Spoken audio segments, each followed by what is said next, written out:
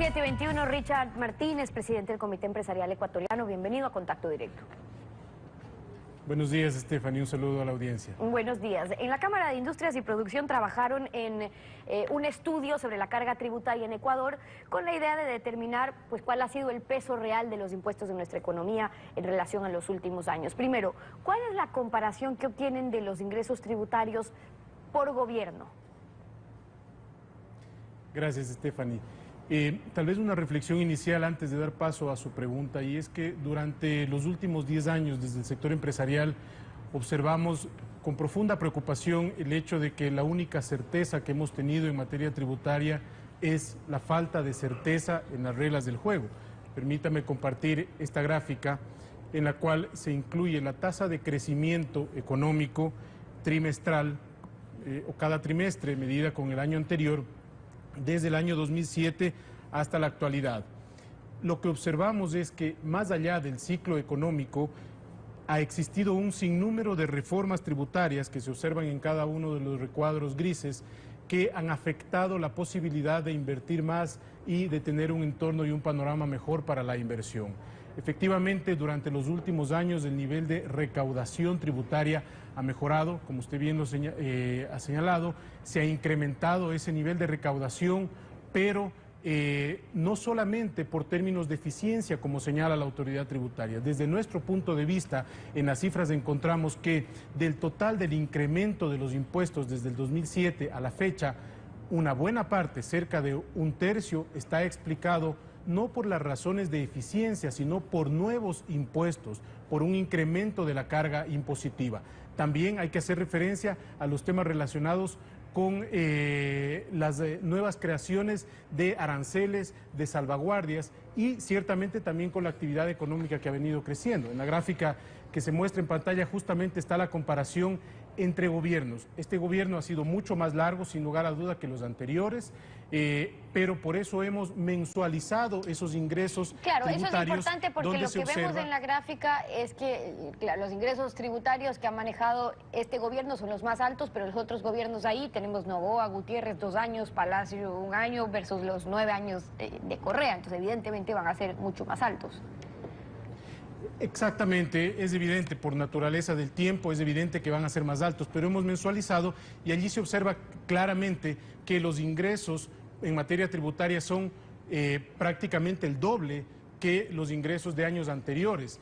Y explicaba yo el tema de la eficiencia en la recaudación con los otros factores que afectan a un incremento de los ingresos tributarios, porque las autoridades nos han señalado que el 92% del incremento se explica por mayor eficiencia en la recaudación. Nosotros tenemos cifras diferentes que explican que cerca de un tercio de la nueva recaudación o del incremento recaudatorio en los últimos años está explicado por nuevos impuestos. A eso hay que agregarle el incremento de la recaudación por mayor actividad económica en algunos años y ciertamente por temas de eficiencia. Claro, y en el tema de los ingresos tributarios lo que es importante ver también es cuánto representa ese aumento al que usted se refiere, este aumento en la carga tributaria de lo recaudado.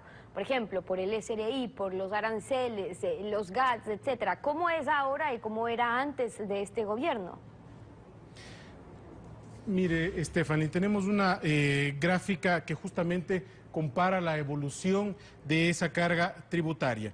En el año 2001, la carga que incluye no solamente impuestos pagados al Servicio de Rentas Internas, sino también arancelarios, a los GATS, las contribuciones que se hacen en materia de seguridad social y también el 15% de pago a los trabajadores, llega al 14,1%.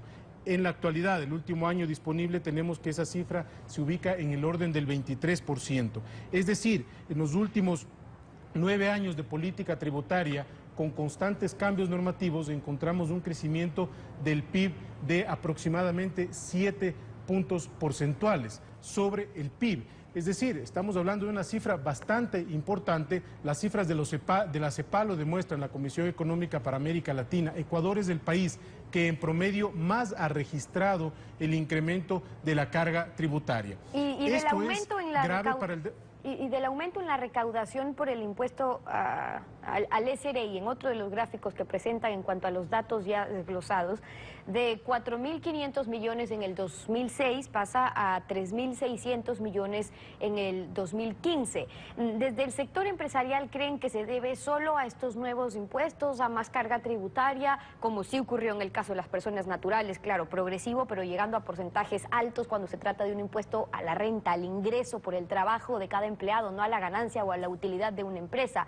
Decía, ¿le atribuyen solo a más impuestos o se amplió también la base de contribuyentes y la gente que antes no pagaba o las empresas que antes no pagaban ahora pagan impuestos?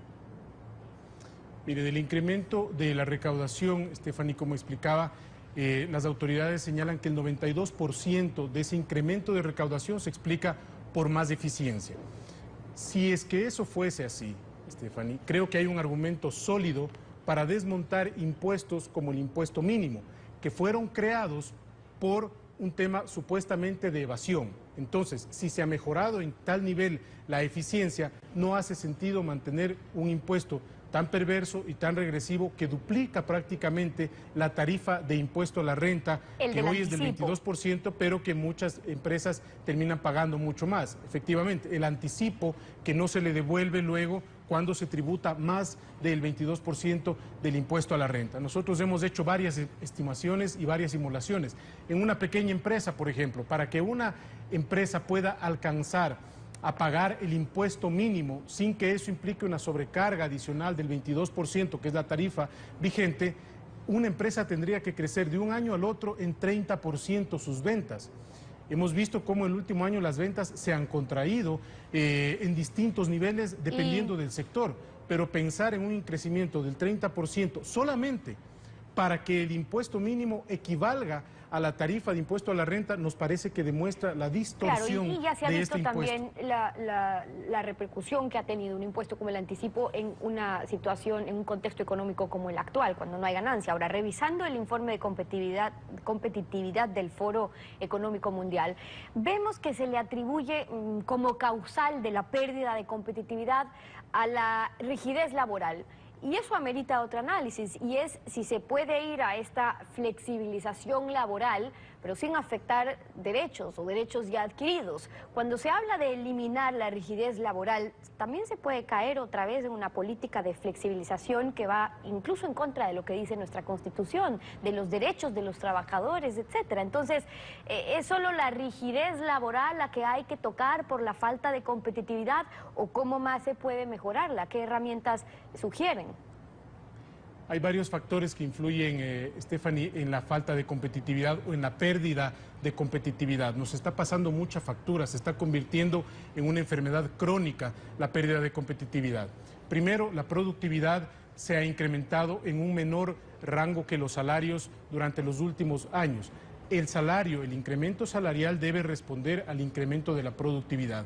En materia laboral, la ley del péndulo nos está pasando factura finalmente. Pasamos de un esquema, efectivamente, como la tercerización, que tuvo abusos que debían haber sido corregidos, a un esquema extremadamente rígido. Y la política tributaria lo que ha hecho es limitar las opciones de contratación. Pero hay un tema también extremadamente importante y que es, de hecho, coyuntural, pero que nos preocupa en el largo plazo. En materia energética han habido ingentes inversiones, pero los precios de la energía para el sector industrial están creciendo de manera importante. Solamente entre octubre y noviembre se dio un decreto en el búnker, en el fuel oil, que es un combustible para las empresas industriales, del 30%. Pasó de 1,11 por galón a 1,49 dólares por galón. Allí hay un trabajo fuerte que hacer. Otro esquema que influye en materia de competitividad es, sin lugar a dudas, el acceso a mercados, Stephanie.